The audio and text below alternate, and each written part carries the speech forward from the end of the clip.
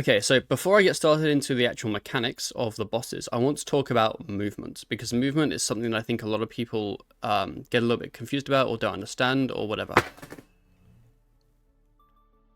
This is going to be super basic. We're going to talk about the timing of movement and then when your movement will get cancelled. So the main reasons movements will get cancelled or not happen is if you're doing an ability. If you're doing an ability the same tick as your movement, or if you're using something like a channeled, or if you're queuing, there can be instances where your movement just won't go off. Generally, this is because you've done the movement input earlier in the tick than the ability. So ticks aren't a specific point in time, they're actually a length of time. So I could do any number of inputs in this time span here, and as long as the movement is after the ability, then I will move. As shown here, I can do an ability the same time as my click to move. If you do your ability in the same tick but click differently, meaning you're pressing your movement and then using your ability, you won't move, because the game will make you stand still when you cast the ability, so you're effectively just going to stop even before the movement has actually happened. With Surge or Dive, this is never the case. You can use Surge or Dive whenever and it will go off, so this shouldn't be an issue. But if you're just clicking to walk, you need to make sure that if you're doing an ability at the same time, you're clicking the walk at the end of the tick after the input action of the ability.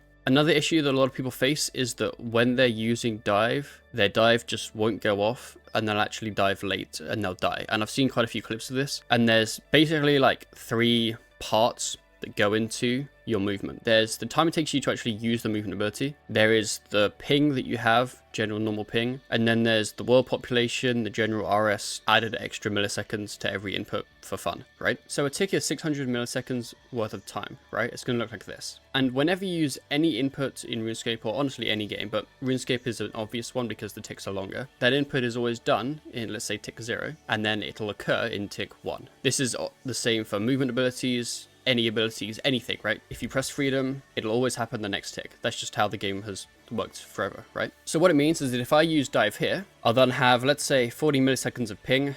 Let's just add 60 milliseconds of RuneScape for fun. And my dive will happen the next tick as normally expected. If I use dive here at the very end of that tick, if I then account for ping and random delay, what it means is the game will then register the input late in the next tick. So then my dive will happen the next tick later. So generally when I see people using dive and it doesn't go off and it goes off later and it looks like they've basically just lagged, generally it's always them using the dive at the very end of the tick. Essentially just using it too late. They're reacting too late to the movement, and essentially they're messing up, even though it might not look like that instantly. Now this explanation isn't really relevant, but there's basically 2 things you need to know. One, if you're using an ability at the very end of the tick, and you're reacting really slow to the floor mechanics, and it goes off the tick later than you're expecting it to, it's probably you using it too late. And secondly, it's relevant for later on that every input you do, you'll do it at a certain point, it'll activate the next tick. And that's good to know for timing things. First mechanic, there's going to be 2 sets of blue squares on the floor, and the maps for those are on screen now. And there is actually some overlap and some where there's no squares of either. So what's going to happen is there's going to be a safe spot. Going to be multiple squares where you can stand that you'll not get hit by either mechanic and will not need to move. And the 2 that I recommend are these 2 here.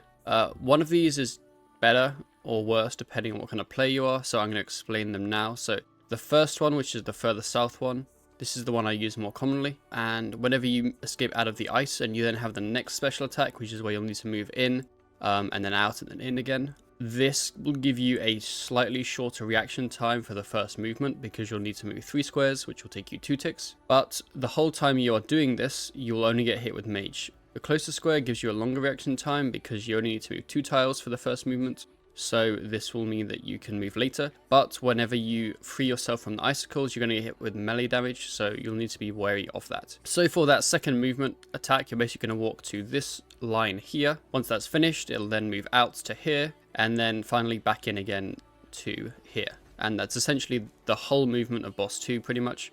Once I've killed the obelisk and I go over to the north side to damage it, I will basically sun or ulti or stand in the exact same position, just flipped. So I'm going to stand here, and then throughout the fight I will sit around this area so that I can move in and out in the exact same method.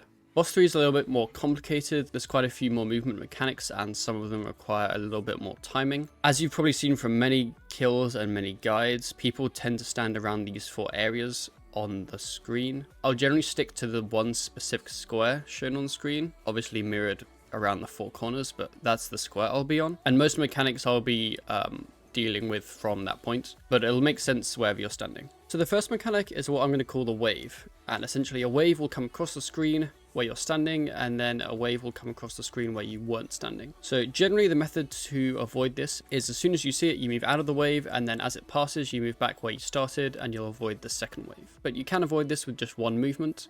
The wave is essentially a 9x9 square that will move across the arena, one 9x9 square every tick, so it'll take 3 ticks to move across the arena. And you can dodge this just by moving 1 square to the west, if you're standing where I am. So the movement is simple, the timing is a bit more complicated. So firstly, the line for the wave will spawn and move across the arena, and the timing will look like this. So it'll spawn, there'll be 1 tick of movement and 2 ticks of movement, and that's when it's going to hit the edge wall. There'll then be a tick of nothing, and then on the 5th tick, the southwest tile will take damage, 6th will be the bottom middle, and then 7th will be the southeast. So what you're going to do is, as soon as that southwest tile has the wave mechanic inside it, which is technically going to be the 5th tick of our kind of mechanic, I guess, we're going to click to move 1 tile to the west into that middle tile, and this will mean that on the 6th tile, when the middle blows up, we will move into that tile, and that will protect us.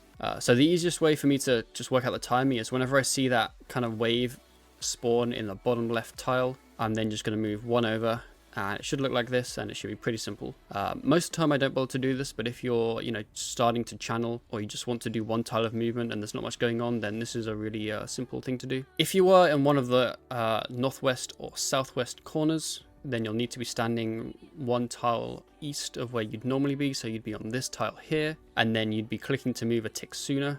Generally I'm never really on the west side, so this isn't something I really consider. And for the dogs, I always just move up and then move back. I don't bother to actually do the tick movement because there's not really any benefit. That's just something to make note of, especially if you're meleeing. You could do a movement a little bit like this, where as the wave comes, you can move back and then walk backwards in.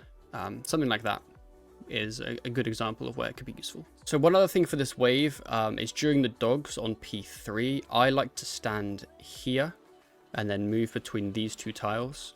This is really not necessary for you to need to do, but it basically means I'm a tick away from being safe from that wave mechanic. I don't have to walk really far.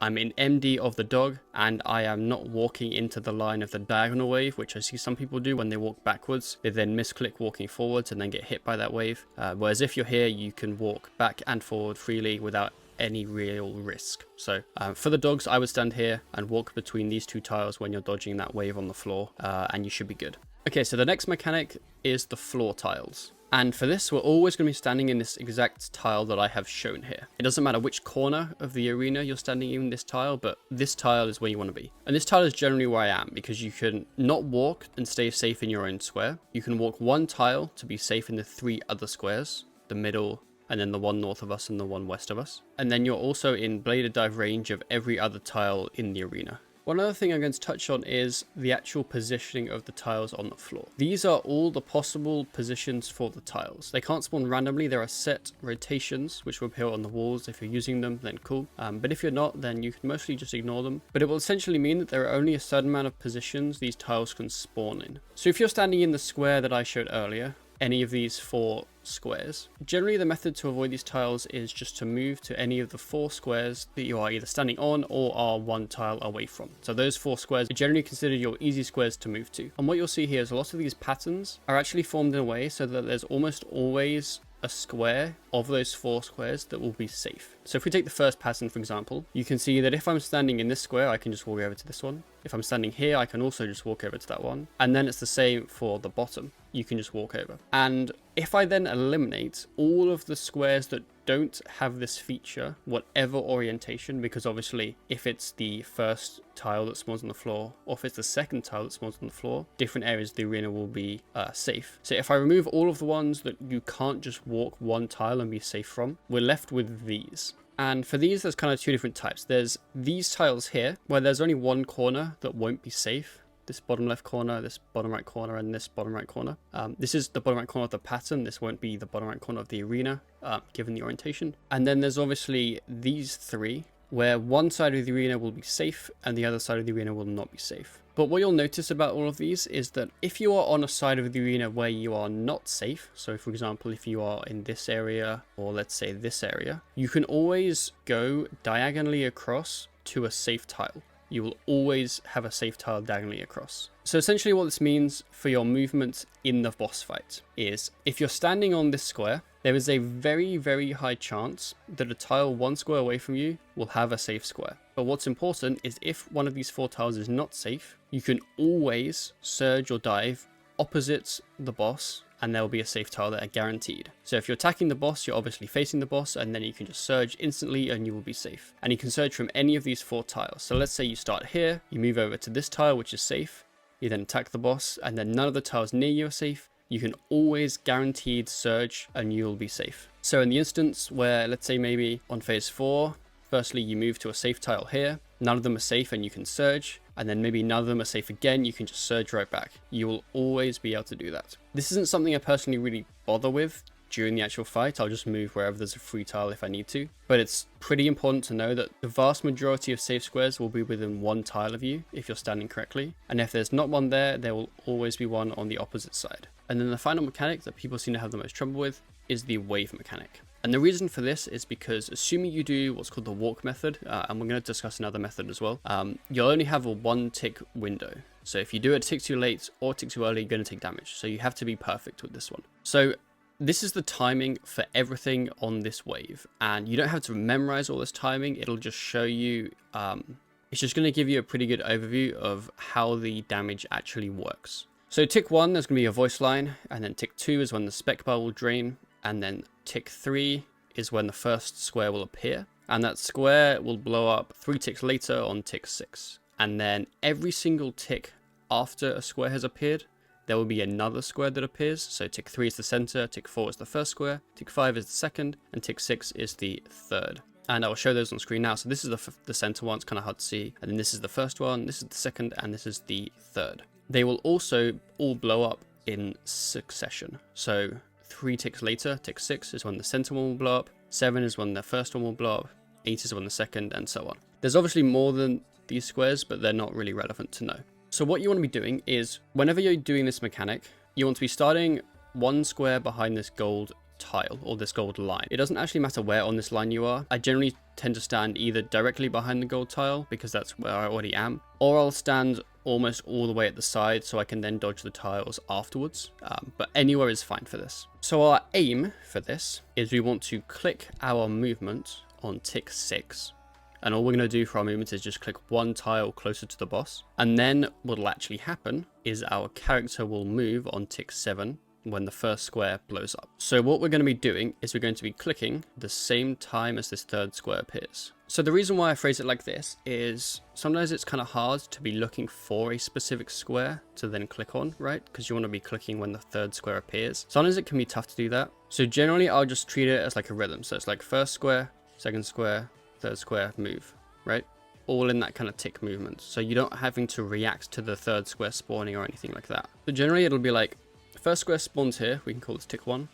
Second square spawns here, we'll call this tick 2. And then third square, that's when we want to move. So I kind of count in my head. As soon as I see the close square, I'll just be like 1. Second square will appear, I'll be like 2. And then I know that next tick, I'm going to be clicking to move. And for this, it's not like I'm counting ticks in my head. Because the squares will spawn a tick apart, you'll kind of have that rhythm already. But also because you're doing abilities, every ability is 3 ticks, you'll also kind of have that internal rhythm going. So as long as you're kind of just following along with when the first square appears, when the second square appears, and then just moving when you're kind of expecting that third square to appear, you will dodge this mechanic perfectly. And then obviously after you've moved in, you can then just walk out anytime in the next second or two, because the boss will repeat itself. And then again, it's just going to be first square, second square, and then when that third square appears, that's when you're going to want to be moving. If you're reacting to the third square appearing, you're probably clicking too late, and then you're actually moving as the second square blows up. And if you're moving too early, generally one of the methods I've seen people do is they'll kind of watch this inner tile grow bigger, and I find that that was harder for me to get the timing because it moves not a great distance and grows quite slowly, so I found that you could commonly click too soon. Another method that people like to do with this mechanic is to start just behind this gold square, and then whenever you see all the squares spawning, you can run backwards to basically as far as you want, but anywhere behind this line will give you a bigger tick window, which is always nice. And then whenever you see this first square blow up, or as this first square blows up, you can actually do it as it blows up. But if you're reacting to this square blowing up, then as soon as this first square blows up, you can press escape and you can move in nice and smoothly. The video for this isn't great because it's not really a method I do often. Personally, I don't like it because I think that it is harder to make sure your character is facing outwards, because whenever you either stop walking or whenever you do an ability, you'll face your target. So although it is safer in terms of the tick window that you have for the mechanic, it is harder to actually make sure you don't mess up the mechanic. If I were you, I would vip pot just before the mechanic spawns and then learn the walk method using the kind of like rhythm of the first tile spawning, second tile spawning, third tile spawning. As for the rest of movement mechanics, they're all basically the same. The tiles on P4 are exactly the same as earlier. Make sure you're kind of standing in that area, as it can be quite beneficial. Generally I don't, because I'll be in a sunshine, but as long as you're standing just behind this gold tile, you can blader dive to any of the north tiles and every other tile, so you can just blader dive when you need to instead of walking. That should be everything. Any questions, let me know, but mostly the mechanics can be pretty simple. It's just being in the right position before the mechanic happens, and then the timing of the mechanic.